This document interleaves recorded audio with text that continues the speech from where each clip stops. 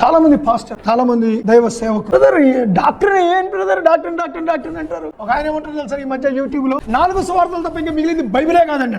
పోనీ సార్ మరి కొండ మీద ప్రసంగం ఒప్పుకుందామా? కొండ మీద ప్రసంగం 3 అధ్యాయాలు కదా, అది కూడా బైబిల్ కదా? అది కూడా బైబిల్ కదా? వదిలే మిగిలిన బైబిల్ అంతా వదిలే. ఆ 3 అధ్యాయాలు ఒప్పుకుంటావా? ఆ 3 అధ్యాయాల ప్రకారం జీవించడానికి ఇష్టపడతావా? No reply. ఓకే, ఆ 3 అధ్యాయాలు కూడా కాదు. ఏమిటి బైబిల్ అంతా అంటే నువ్వు స్వస్థపడదువు గాక, ఏమండి నీ 10,000 10 లక్షలు అగును గాక, ఆ రొట్టె ముక్కలు గప్పలు మిగిలినవి, 5 చేపలు 5 రొట్టెలు ఇన్ని వేల మంది తినిరి.